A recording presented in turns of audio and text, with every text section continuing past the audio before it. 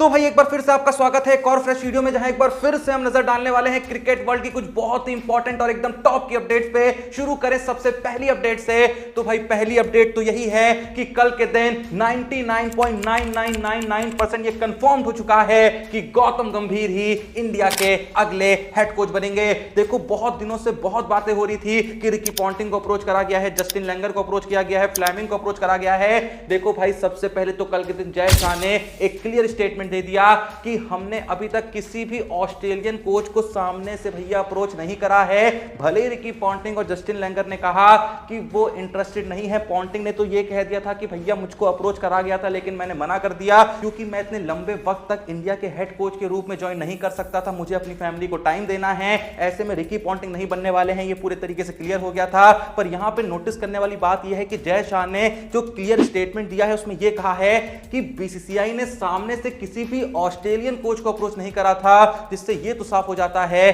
कि Stephen Fleming को जरूर अप्रोच करा गया था। पर फिलहाल भाई अपडेट यह है कि स्टीफन फ्लेमिंग ने भी डिनाई कर दिया है इंडिया का कोच बनने के लिए, क्योंकि उनका जो स्केड्यूल है काफी हेक्टिक है, मैं आपको पहले ही बता चुका हूं। तो ऐसे में बस एक इंसान बचा है जिसको लेके बहुत सारे अनऑफिशियल सोर्सेज से भी यह खबर कंफर्म हो चुकी है कि हां गौतम गंभीर ही इंडिया के अगले हेड कोच बनेंगे। वैसे कल के दिन एक खबर यह भी आई थी कि महिला जयवर्धने को भी अप्रोच करा गया था और उन्होंने भी मना कर दिया क्योंकि वो मुंबई इंडियंस के साथ अलग अलग तरीके से एसोसिएटेड हैं। वो एक तरीके से काफी मैनेजरियल पोजीशन पे चीजों को मैनेज करते हैं। ऐसे में मुंबई इंडियंस उनको रिलीज नहीं कर रही है और जयवर्धने भी जो है बहुत इंटरेस्टेड नहीं है इंडिया के हेड कोच बनने के लिए, क्योंकि भाई जिम्मेदारी जो है वो सच में बहुत बड़ी है और इस जिम्मेदारी को अब हर कोई ये समझ पा रहा है कि एक ही इंसान उठा पाएगा जिसका नाम है गौतम गंभीर। वैसे मैं बता दूं कि कल के दिन ये भी खबर सामने आती है कि जो गौतम गंभीर हैं वो इंडिया के हेड कोच बनने के लिए तो रेडी हैं, पर उनकी एक कंडीशन है कि अगर वो हेड कोच बनते हैं तो उनके पास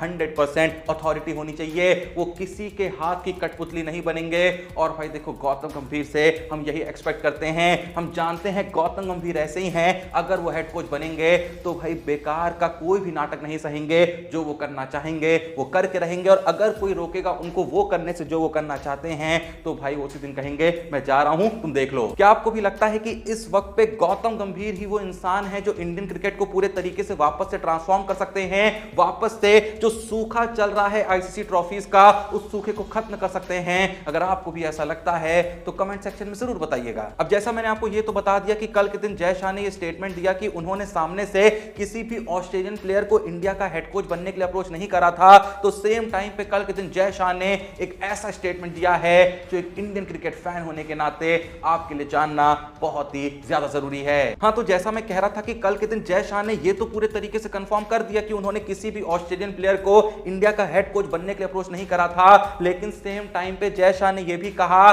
कि यहां पे बीसीसीआई की जो मेन प्रायोरिटी है वो यही है कि एक इंडियन प्लेयर ही इंडिया का हेड कोच बने, क्योंकि वो एक ऐसा इंडिविजुअल चाहते हैं हेड कोच के रूप में जो इंडिया के डोमेस्टिक क्रिकेट को समझता हो, जो पूरे इंडियन स्ट्रक्चर को समझता हो, जो इंडियन प्लेयर्स किस तरीके से काम करते हैं उस चीज को समझता हो। तो ऐसे में एक इंडियन कोच ही होना चाहिए जो इंडियन हेड कोच की पोजीशन को संभाले। तो बस जय शाह के इस स्टेटमेंट के बाद और ज्यादा ये लोगों को लगने लगा है कि गौतम गंभीर ही इंडिया के अगले हेड कोच बनेंगे। अब जहां मैंने भी थोड़ी देर पहले कहा था कि स्टीफन फ्लेमिंग ने भी इंडिया का हेड कोच बनने से मना कर दिया है, डिनाई कर दिया है उन्होंने इस प्रपोजल को, वहीं पे जयवर्धने ने भी मना कर दिया, पॉन्टिंग ने भी मना कर दिया और जस्टिन लैंगर ने भी मना कर दिया। तो मैं बताना चाहूंगा कि कल के दिन जस्टिन लैंगर ने बीबीसी स्टम्प्स को एक इंटरव्यू देते हुए कहा कि मेरी बात इस चीज को लेके केएल राहुल से हुई थी और जब केएल राहुल से मैंने इस बारे में डिस्कशन किया कि यार क्या मुझे इंडिया का हेड कोच बनना चाहिए, तो इस सवाल का जवाब देते हुए केएल राहुल ने उनसे कहा कि जितना प्रेशर और जितनी पॉलिटिक्स आईपीएल में होती है उससे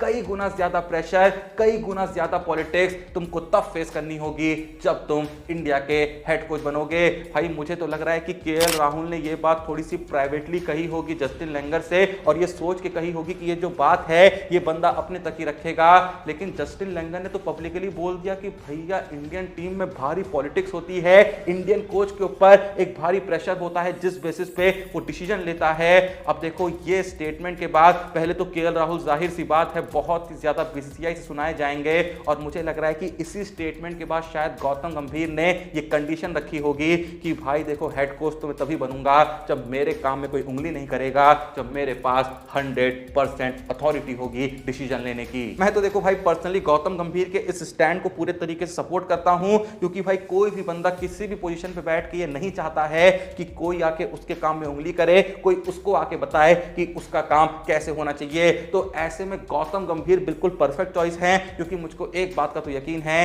कि बंदा काम चोरी बिल्कुल नहीं करेगा, खासकर जब देश की बात होगी वहां तो कोई नाटक नहीं करेगा, जो भी करेगा प्योर इंटेंशन के साथ करेगा। और जैसा मैंने कहा कि अगर कोई उसके काम में उंगली करेगा ना, गौतम गंभीर उसी दिन कहेगा भाई तू उंगली कर ले, मैं निकल रहा। खैर जहां बात निकल ही आई है उंगली करने की, तो कल के दिन एक पाकिस्तानी ने कोशिश करी थी सुरेश रैना की उंगली करने की, लेकिन सुरेश रैना ने बदले में ऐसा जवाब दिया कि मानो उस पाकिस्तानी की उंगली पकड़ के उसी के डाल दी हो। पूरी कहानी क्या है मैं आपको बताता हूं। कल के दिन आईसीसी ने T20 वर्ल्ड कप 2024 के लिए अपना चौथा ब्रांड एम्बेसडर घोषित करा, शाहिद अफरीदी को। इससे पहले युवराज सिंह, क्रिस गेल और उसैन बोल्ट को T20 वर्ल्ड कप 2024 का ब्रांड एम्बेसडर घोषित करा गया था। अब कल के दिन जैसे ही शाहिद अफरीदी को T20 वर्ल्ड कप का ब्रांड एम्बेसडर घोषित करा जाता है, तो कुछ पाकिस्तानी चिरमुहे आके सुरेश रैना को ट्रोल करने की कोशिश करने लगते हैं। अगर आप सोच रहे हैं कि ये लोग सुरेश रैना को ट्रोल करने की कोशिश क्यों कर रहे थे, तो कहानी देखो यहां पे ये है कि हाल ही में आईपीएल 2024 में खेले गए एक मैच में सुरेश रैना से कमेंट्री के दौरान उनके साथी कमेंटेटर एक सवाल करते हैं, क्या आप अब भी आईपीएल में कमबैक कर सकते हैं, क्या वापस आप रिटायरमेंट को छोड़ के क्रिकेट खेल सकते हैं? तो इस सवाल का जवाब देते हुए सुरेश रैना कहते हैं कि मैं सुरेश रैना हूं, शाहिद अफरीदी नहीं। अगर आप सोच रहे हैं कि सुरेश रैना ने ऐसा क्यों कहा, तो मैं बता दूं कि भैया शाहिद अफरीदी उस हस्ती का नाम है जो कम से कम 5-6 बार रिटायरमेंट ले चुका है और 5-6 बार रिटायरमेंट से वापस आ चुका है। 2014 से लेकर 2017-18 तक शाहिद अफरीदी ने यह खेल बखूबी खेला है। पहले कहते थे रिटायर हो रहा हूं, फिर वापस आ जाते थे। ये सेम काम उन्होंने टेस्ट क्रिकेट में भी करा है, ओडीआई क्रिकेट में भी करा है, T20 क्रिकेट में भी करा है। तीनों ही फॉर्मेट से वो एक बार रिटायर हुए हैं और तीनों ही फॉर्मेट में रिटायर होके वो वापस इंटरनेशनल क्रिकेट में लौट गए हैं। तो ऐसे में सुरेश रैना शाहिद अफरीदी का एक बहुत ही बढ़िया एग्जांपल देते हुए अपने साथी कमेंटेटर को जवाब दे रहे थे, लेकिन जाहिर सी बात है कई पाकिस्तानियों को यह बात पसंद नहीं आई, क्योंकि कई पाकिस्तानी हैं ऐसे जो शाहिद अफरीदी को आइडियलाइज करते हैं। भले ही उन्होंने कुछ बहुत नहीं उखाड़ रखा है, लेकिन पाकिस्तानियों के हिसाब से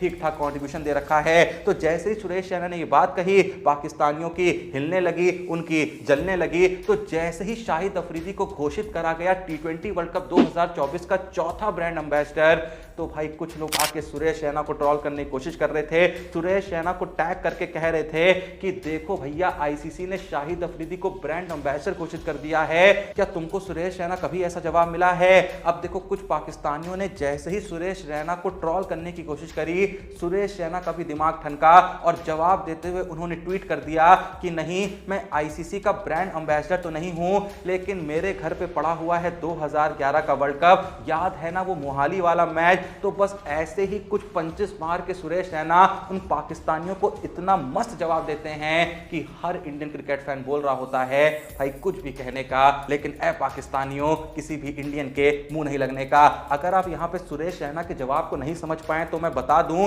कि 2011 ओडीआई वर्ल्ड कप में जो सेमीफाइनल खेला गया था इंडिया और पाकिस्तान के बीच, जहां इंडिया ने पाकिस्तान को बहुत ही बुरे तरीके से हराया था, तो वो मैच जो था असल में वो खेला गया था मोहाली के मैदान में। और उस मैच में सुरेश रैना ने एक बहुत ही इंपॉर्टेंट कंट्रीब्यूशन दिया था, नॉट आउट 36 रन मार के। और वही बात करें अगर शाहिद अफरीदी के कंट्रीब्यूशन की, तो उन्होंने 20 से भी कम रन मारे थे, बहुत ही वाहियात बैटिंग करी थी और उन्हीं की बैटिंग कारण बनी थी कि पाकिस्तान वो मैच नहीं जीत पाया था। मतलब आसान भाषा में सुरेश रैना जो है वो इन चिरमुहों को बस यही कहना चाह रहे थे कि तुम लोग बस इसी चीज से खुश रहना कि हमारा एक प्लेयर ब्रांड एम्बेसडर बन गया है, प्लेयर हमारा भी ब्रांड एम्बेसडर बना, युवराज सिंह हमारे ब्रांड एम्बेसडर बने हैं, हमारे क्या T20 वर्ल्ड कप 2024 के ब्रांड एम्बेसडर बने हैं और शाहिद अफरीदी से पहले बन गए थे। लेकिन युवराज सिंह को हम सिर्फ इसलिए याद नहीं करते हैं कि वो ब्रांड एम्बेसडर बन गए हैं, युवराज सिंह ने अपनी टीम को T20 वर्ल्ड कप जिता रखा है, युवराज सिंह ने अपनी टीम को ओडीआई वर्ल्ड कप जिता रखा है, मैन ऑफ द टूर्नामेंट बन के आए थे। तो भाई हम इस चीज की ख्याति ज्यादा गाते हैं कि युवराज सिंह ने इंडियन क्रिकेट के लिए क्या क्या किया है, आप बस यही सोच के खुश होते रहिए कि शाहिद अफरीदी ब्रांड एम्बेसडर बन गए हैं। पर भाई जो भी कहो, रैना भाई जो आपने मतलब मारी थी ना शाहिद अफरीदी की कि मैं सुरेश रैना हूं शाहिद अफरीदी नहीं, बिल्कुल सही बोला था, क्योंकि भाई इस बंदे ने ना रिटायरमेंट का मजाक बना दिया था और इस बंदे के बाद से ही ऐसा बहुत होते हुए देखने को मिला कि कोई कभी भी रिटायरमेंट घोषित करता है और कभी भी वापस आ जाता है। चलो यार बहुत हो गई ये पाकिस्तान की बातें, इन मनहूस बातों से आगे बढ़ते हैं, क्योंकि मैं आपको भाई कुछ दिखाना चाहता हूं, कुछ बताना चाहता हूं। कल के दिन आरसीबी की तरफ से दिनेश कार्तिक के लिए एक ट्रिब्यूट वीडियो डाली जाती है उनके सोशल मीडिया अकाउंट पे, जहां पे दिनेश कार्तिक की जो वाइफ हैं दीपिका, वो भी हमको दिनेश कार्तिक के बारे में कुछ ऐसी बातें शेयर करते हुए दिखती हैं जो मैं चाहूं तो आपको बता सकता हूं, लेकिन मैं चाहूंगा कि वो वीडियो आप देखें। मतलब वो बंदी जब दिनेश कार्तिक के बारे में बात कर रही होती है ना भाई, उसके आंसू नहीं रुक रहे होते हैं, वो लाइव आके रोने लगती है। अगर तुमने वो पूरी वीडियो नहीं देखी है जिसमें विराट कोहली भी दिनेश कार्तिक के बारे में कुछ कह रहे हैं, विराट कोहली की बात करूं तो वो यहां पे कमाल की बात ये कहते हैं कि मैं चाहूंगा कि भले ही दिनेश कार्तिक आईपीएल से रिटायर हो गए हैं, लेकिन आने वाले वक्त में वो आरसीबी के साथ जुड़े रहें, क्योंकि कोहली का मानना है कि भले ही नंबर्स के मामले में दिनेश कार्तिक के नंबर्स बहुत शानदार ना रहे हों